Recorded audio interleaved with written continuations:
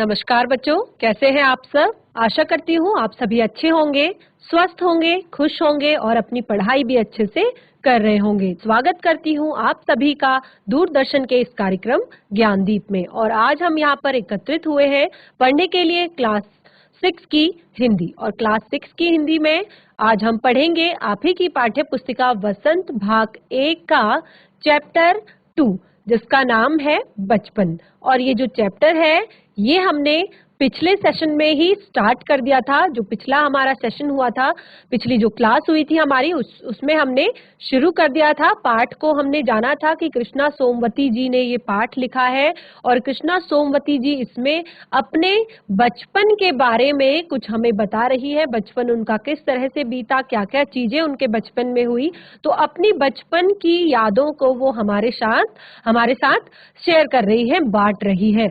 तो हमने पाठ आधा जो है वो अपने पिछले क्लास में पढ़ लिया था। पाठ का शेष भाग आज हम करेंगे, तो सभी बच्चे ध्यान से सुनेंगे, ध्यान से समझेंगे।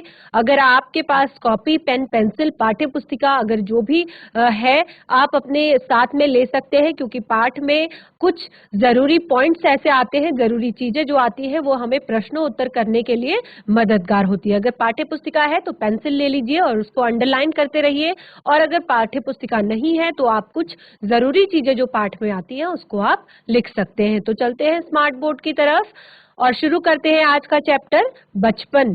तो जैसा कि इसमें कृष्णा सोमवती जी हमें कह रही है कि मैं तुम्हें अपने बचपन की ओर ले जाऊंगी, और वो हमें बताती है क्योंकि जो उनकी उम्र है इस समय, यानी कि जब वो इस पाठ को लिख रही है, इस संस्मरण को लिख रही है, तो वो बताती है कि इस समय उनकी जो उम्र है, इस समय वो तुम्हारी दादी या नानी की उम्र की हो सकती है, या फिर तुम्हारी कोई बड़ी बुआ या बड़ी मौसी हो सकती है। और वो कहती हैं कि इस समय भी परिवार के जो सभी लोग हैं मुझे जीजी कहकर पुकारते हैं, और वो भी अब स्वयं को कुछ बड़ा बड़ा यानी कि उम्र में सयाना महसूस करने लगी हैं।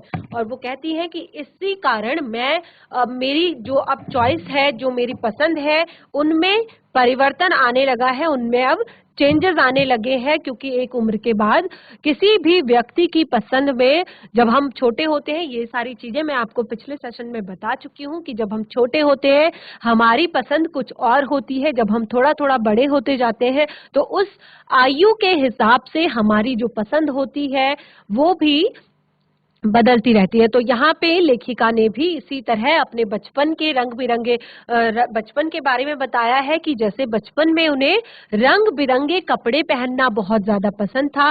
वो हर कलर का कपड़ा बचपन में पहना करती थी, जैसे कि, और हर टाइप के कपड़े भी वो बचपन में पहना करती थी, जैसे फ्रॉक, निकर, स्कर्ट, लहंगे, घाघरे। और अब केवल वो चूड़ीदार और घेरदार कुर्ते पहनती हैं।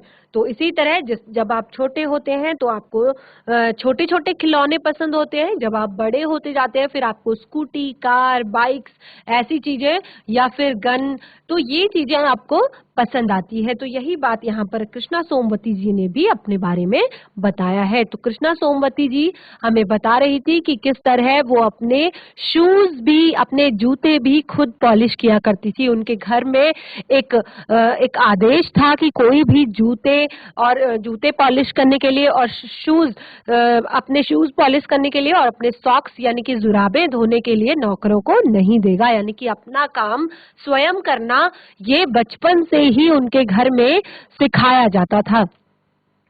तो ये भी एक बहुत अच्छी आदत यहाँ पर कृष्णा सोमवती जी ने बताई है कि हम सभी को अपनी कुछ जो जरूरी काम होते हैं, कुछ अपने पर्सनल काम होते हैं, तो वो हमें खुद करने चाहिए।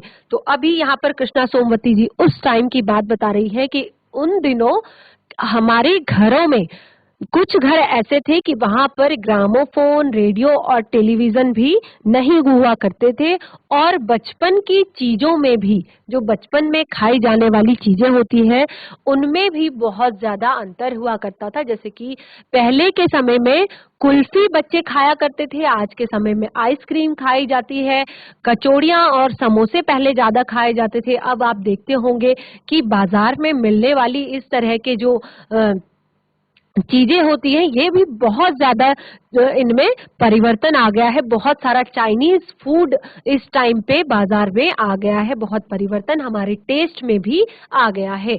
और कृष्णा सोमवती जी कहती हैं कि पहले ड्रिंक्स के स्थान पे हम शरबत पिया करते थे, चाहे वो फ्रूट्स के शरबत हो या फिर किसी और चीज के। तो अब क्या है कि अब उनकी जगह कोक्स ने और जो बहुत सारी कोल्ड ड्रिंक्स या सॉफ्ट ड्रिंक्स आ गई है, इन्होंने ले ली है। और अब यहाँ पर से शुरू करते हैं कि कृष्णा सोमवती जी बताती हैं कि शिमला और नई दिल्ली में बड़े हुए बच्चों को वेगर्स और वेडिको रेस्तरां की चॉकलेट और पेस्ट्री मजा देने वाली होती। हम भाई बहनों की ड्यूटी लगती कि शिमला मॉल से ब्राउन ब्रेड लाने की। तो वो अपने बचपन की बातें बताती है कि किस तरह उनके बचपन में उनकी बारी लगती थी कि वो मॉल से जाके सुबह नाश्ते के लिए ब्राउन ब्रेड लेकर आए। हमारा घर मॉल से ज्यादा दूर नहीं था, एक छोटी सी चढ़ाई और गिरजा मैदान पहुंच जाते, वहां से एक उतराई उतरते और फिर मॉल पर कॉन्फ्रेशनरी काउंटर पर तरह तरह की पेस्ट्री चॉकलेट की खुशबू जो थी वो मन भावनी थी। तो बच्चों की पसंद ही यही होती है, चॉकलेट्स बच्चों को बहुत ज्यादा पसंद होती है, पेस्ट्री बच्चों को पसंद होती है। तो इसी तरह कृष्णा सोमवती जी को भी अपने बचपन में ये सारी चीजें बहुत ज्यादा पसंद थी। हमें हफ्ते में एक बार चॉकलेट खरीदने की छूट थी, आज के टाइम में भी और पहले के समय में भी, क्योंकि माता पिता जो होते हैं वो हमारे लिए हमेशा फिक्रमंद होते हैं। उन्हें हमेशा हमारी फिक्र लगी रहती है कि बच्चों को जो बाजार की चीजें हैं वो ज्यादा नहीं खानी चाहिए। तो यहाँ पर कृष्णा सोमवती जी कहती हैं उन्हें भी केवल हफ्ते में एक बार चॉकलेट खरीदने की छूट थी। और कृष्णा सोमवती जी आगे की पंक्ति में कहती है कि सबसे ज्यादा मेरे पास ही टॉफी और चॉकलेट का स्टॉक रहता था। मैं चॉकलेट लेकर खड़े खड़े कभी नहीं खाती थी, घर लौटकर साइड बोर्ड पर रख देती और रात के खाने पर के बाद बिस्तर में लेटकर मजा ले लेके खाती। तो ये सब बच्चों की अपनी अलग अलग आदत होती है। कुछ बच्चे फटाफट चीजें खा लेते हैं, कुछ बच्चे थोड़ा करके संभाल के चीजें खाते हैं। तो सबके अपनी अपनी पसंद से खाने के तरीके होते हैं कि वो किस तरह चीजों का आनंद लेते हैं। अब यहाँ पर सोमवती जी बताती है, लेखिका बताती है कि शिमला के काफल भी बहुत याद आते हैं।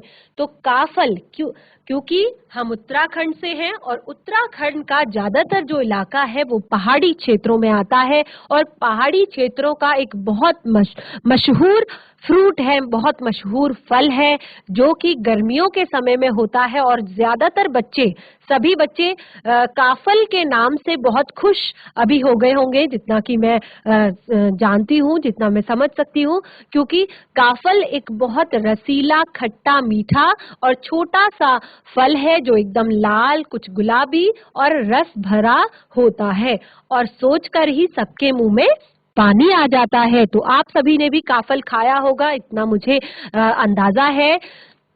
चेस्टनट की एक गजब की चीज, आग पर भुने जाते और फिर उछल के उतार कर मुंह में। तो यहाँ पर चेस्टनट एक चीज उस समय पर होती होगी जो कृष्णा सोमवती जी ने खाई थी। वो लोग उसको आग पर भुने जाते थे और फिर उछाल कर मुंह में उतारते थे। तो ये आदतें हम सभी की होती हैं कि बचपन में हम कुछ अलग तरीके से कोई भी चीज करना चाहते हैं, तो या तो हम चने मूंगफली ऐसी चीजों को हम उछाल कर मुंह में डालते हैं और एक कंपटीशन भी करते हैं आपस में कि कौन नीचे नहीं गिराएगा, कौन फटाफट से अपने मुंह में सारी चीजें ले लेगा। तो इसी तरह कृष्णा सोमवती जी भी ये बचपन में ये सारे काम करती थी। चने जोर गरम और अनारदाने का चूर्ण, हाँ, चने जोर गरम की पुड़िया जो तब थी वो अब भी नजर आती है। पुराने कागजों से बनाई हुई इस पुड़िया में निरा हाथ का कमाल है, नीचे से तिरछी लपेटे हुए, ऊपर से इतनी चौड़ी कि चने आसानी से हथेली में पहुंच जाएं। तो ये चने वाली जो बात यहाँ पर कृष्णा सोमवती जी ने अपने बचपन की बताई है, तो ये आज के समय में भी हमें सचमुच देखने को मिल जाती है। आप लोगों ने भी खाई होगी।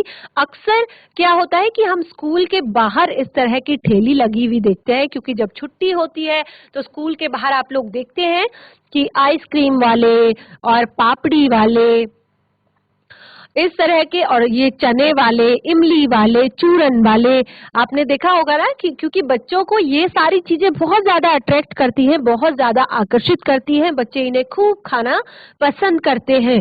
तो इस तरह की चीजें स्कूल के बाहर तो और कहीं मिले ना मिले, स्कूल के बाहर तो मिल ही जाती हैं। तो आज भी ये हमें मिलती है। आपने देखा होगा कि कागज को किस तरह से पुराने न्यूज़पेपर या फिर पुराने कागजों को हाथ से गोल करके नीचे से लपेट के, जैसे कोन होती है ना, कोन के शेप में, आइसक्रीम की कोन आपने देखी होगी, नीचे से एकदम चोंचनुमा होती है और ऊपर से खुला हुआ होता है। तो इसी तरह का एक पैकेट बनाया जाता है जिसमें चने और नींबू, प्याज, ये सारी चीजें डालकर वो बेचते हैं। एक वक्त था जब फिल्म का गाना चना जोर गरम बाबू मैं लाया मजेदार चना जोर गरम, तो उन दिनों स्कूल के हर बच्चे को आता था। तो कृष्णा सोमवती जी बताती हैं कि उनके स्कूल के टाइम पे, उनके समय में एक गाना हुआ करता था जो कि इसी चीज पर बेस्ड था, जिसकी लिरिक्स इस तरह थी कि चना जोर गरम बाबू मैं लाया मजेदार चना जोर गरम। तो ये गाना ज्यादातर हर बच्चे को उस समय आता था। कुछ बच्चे पुड़िया पर तेज मसाला बुरकवाते, पूरा गिरजा मैदान घूमने तक यह पुड़िया चलती रहती। तो यहाँ पर कृष्णा सोमवती जी अपने इलाके की बात कर रही है कि कुछ बच्चे देखिए, कुछ बच्चे मिर्च कम खाते हैं, कुछ बच्चे चटपटा खाते हैं। तो इसी तरह कृष्णा सोमवती जी भी बता रही है कि कुछ बच्चे अपनी पुड़िया पर तेज मसाले बुरकवाते थे, और जो उनका इलाका था जहां पर वो घूमने जाया करते थे, उसको घूमते घूमते वो पुड़िया चल जाती थी। एक एक चना पापड़ी मुंह में डालने और कदम उठाने में एक खास ही लय रफ्तार थी। तो अपनी बातें बता रही है कि किस तरह वो इसको खाते खाते उस मैदान में घूमा करती थी। अगली पंक्ति है, कृष्णा सोमवती जी कहती है, लेखिका कहती है कि छुटपन में हमने शिमला रिज पर बहुत मजे किए, घोड़ों की सवारी की है। शिमला के हर बच्चे को कभी न कभी यह मौका मिल ही जाता था। तो आपने भी, आपके इलाके में भी अगर कोई भी चीज होती है, अगर कोई भी चीज वहां पर फेमस होती है, तो आप कभी न कभी उस चीज को जरूर करते हैं। अगर आपके आसपास कोई मेला लगता है, आप कोई अगर किसी मंदिर में मेला लगता है या किसी ओकेजन पे कोई मेला लगता है, या फिर कोई नाटक, कोई इस तरह के काम होते हैं, कोई कार्यक्रम, कोई प्रोग्राम अगर होते हैं, तो हर बच्चे का शौक होता है कि उसमें वो पार्टिसिपेट करे या उस चीज को वो एंजॉय करे। तो कृष्णा सोमवती भी बताती हैं कि उन्होंने जब उस शिमला रिज में रहती थी तो उन्होंने बहुत मजे उस टाइम पे किए थे, घोड़ों की सवारी की थी, और अक्सर हर बच्चा ये कर ही लेता था। तो आप लोग भी अपने आसपास जब कार्यक्रम होते होंगे या फिर कोई मेला होता होगा, वहां पर जरूर घूमने जाया करते होंगे, और मेले से जुड़ी हुई चीजें आप लोगों को याद होंगी कि वहां पर अगर कोई झूला है तो वो हर साल आप झूलते होंगे, या फिर मेले से जुड़े हुए सामान जो भी आपको लेना पसंद होगा, आप हर साल वो लेते होंगे। तो आगे बढ़ते हैं। अब यहाँ पर कृष्णा सोमवती जी कहती है, लेखिका कहती है, हम जाने क्यों घोड़ों को कुछ कमतर करके समझते। वो कहती है कि बचपन में न जाने क्यों हम घोड़ों को कुछ कम समझते थे, उन पर हंसते थे। नौनिहाल के घोड़े खूब हष्ट पुष्ट और खूबसूरत, उनकी बात फिर कभी। तो यहाँ पर कृष्णा सोमवती जी कहती हैं, क्योंकि बच्चे अक्सर, हम भी बच्चे थे और हम भी ये सारी चीजें किया करते थे कि हमें एक चीज मिल जाए उसका मजाक बनाने के लिए या उससे खेलने के लिए। तो यही बात यहाँ पर कृष्णा सोमवती जी भी कहती है कि वो भी घोड़ों को कमतर यानी कि कम समझते थे, उन पर हंसते थे।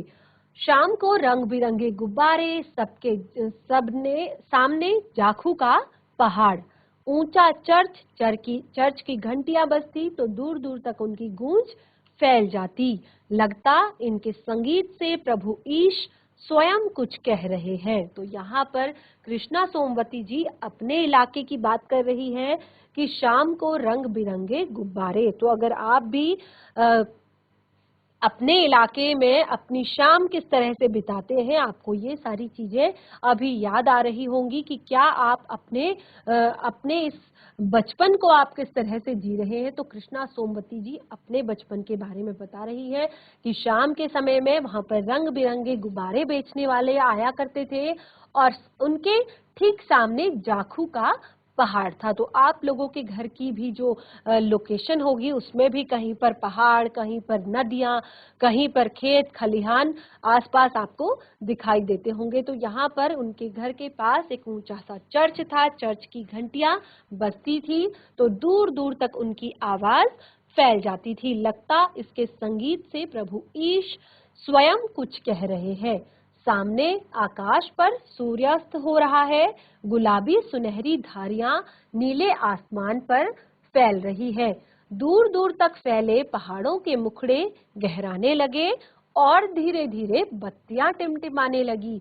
क्योंकि कृष्णा सोमवती जी भी शिमला में रहती हैं, तो शिमला भी हमारे उत्तराखंड से काफी बिल्कुल मिलता जुलता है। वहां पर भी खूब पहाड़ी इलाका है और यहाँ पर तो पहाड़ है ही। तो इसी तरह कृष्णा सोमवती जी बताती है कि जब सूर्यास्त का समय होता है, शाम का समय होता है, तो गुलाबी सुनहरी धारीदार जो किरणें हैं सूर्य की, वो आसमान पर इस समय फैल रही है और उससे क्या हो रहे हैं, धीरे धीरे पहाड़ों के जो मुखड़े हैं वो अब गहराने लगे हैं, यानी कि उनमें डार्कनेस आने लगी है। और क्या होता है, देखते ही देखते पहाड़ों पर बत्तियां टिमटिमाने लगती है। रिज पर की रौनक और मॉल की दुकानों की चमक के भी क्या कहने। स्कैंडल पॉइंट की भीड़ से उभरता कोलाहल, क्योंकि शिमला एक पर्यटक स्थल है, आप सभी जानते हैं। शिमला, मनाली, मसूरी ऐसे जो पहाड़ी स्थान होते हैं ये पर्यटन स्थल के रूप में बहुत ज्यादा प्रचलित होते हैं। तो यहाँ पर की बात कर रही है कि स्कैंडल पॉइंट जो है शिमला का, वहां पर काफी भीड़, वहां का जो वहां की भीड़ का कोलाहल, कोलाहल का अर्थ होता है शोर, तो वहां की भीड़ का जो कोलाहल है वो उन्हें सुनाई देता था शाम के समय में। सर्वर स्कैंडल पॉइंट के ठीक सामने उन दिनों एक दुकान हुआ करती थी जिसके शोरूम में शिमला कालका ट्रेन का मॉडल बना हुआ था। इसकी पटरियां, उस पर खड़ी छोटे छोटे डब्बों वाली ट्रेन, एक और लाल टीन की छत वाला स्टेशन और सामने सिग्नल देता खंबा, थोड़ी थोड़ी दूरी पर बनी सुरंगें। तो यहाँ पर जो लेखिका है वो बताती है कि सर्वर स्कैंडल पॉइंट के सामने उन दिनों एक दुकान थी जिसके शोरूम में, उस दुकान के शोरूम में शिमला काल का जो ट्रेन है उसका एक मॉडल वहां पर बना हुआ था। यहाँ पर क्या था, उसकी पटरियां बनी हुई थी, उस पटरियों पर छोटे छोटे डिब्बे वाली एक ट्रेन रखी थी और लाल टीन पहले के जो स्टेशन हुआ बिजली की व्यवस्था कर कठिन था।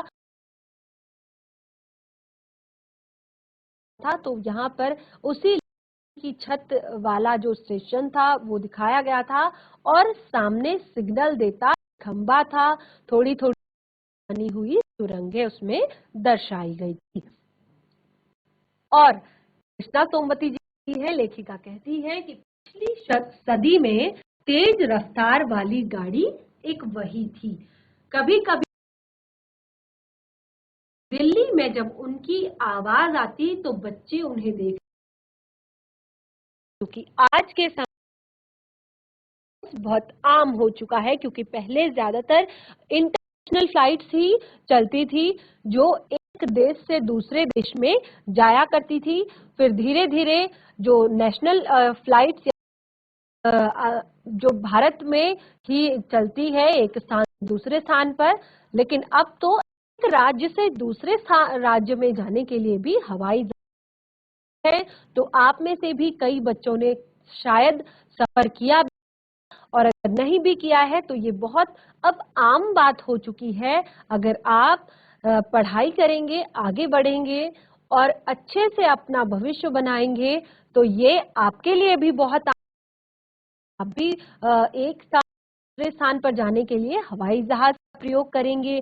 ठीक है, तो उस समय क्या होता था कि जब हवाई जहाज की आवाज, बच्चे घर से बाहर दौड़ते थे, उन्हें दिखता एक भारी भरकम पक्षी उड़ रहा है पंख फैलाकर। तो हवाई जहाज तो सबने देखा ना, किस तरह लगता है, बड़ा सा पक्षी, क्योंकि बहुत ऊंचाई पर होता है और आवाज ही हमारे कानों में बहुत तेज आती है। तो जब हम आसमान की तरफ देखते हैं तो लगता है कि कोई बड़ा सा पक्षी पंख फैलाकर उड़ रहा है। यह देखो, और वह गायब, और जब तक देखते हैं और थोड़ी देर ही में वो गायब हो जाता है। उसकी स्पीड ही इतनी तेज लगती। हाँ, गाड़ी के मॉडल वाली दुकान के साथ एक और ऐसी दुकान थी जो मुझे कभी नहीं भूलती है। लेखिका अपने बचपन के बारे में कह रही है कि वो बाजार में जो सर्वर कैंडल पॉइंट था उसके आसपास एक और दुकान थी जो कभी नहीं भूलती। बचपन की जो कुछ यादें होती हैं, कुछ खट्टी मीठी यादें जो होती है, अक्सर हम उन्हें भूल नहीं पाते हैं। लेखिका बचपन में अपने उस दुकान में उन्होंने बहुत ज्यादा एंजॉय किया, दुकान को उन्होंने बहुत ज्यादा बार बार देखा था, तो उसको वो अक्सर भूल नहीं पाती है। और यहाँ पर दूसरी दुकान के बारे में बात कर रही है कि वह दुकान जहाँ मेरा पहला चश्मा बना था, वहाँ आंखों के डॉक्टर अंग्रेज थे।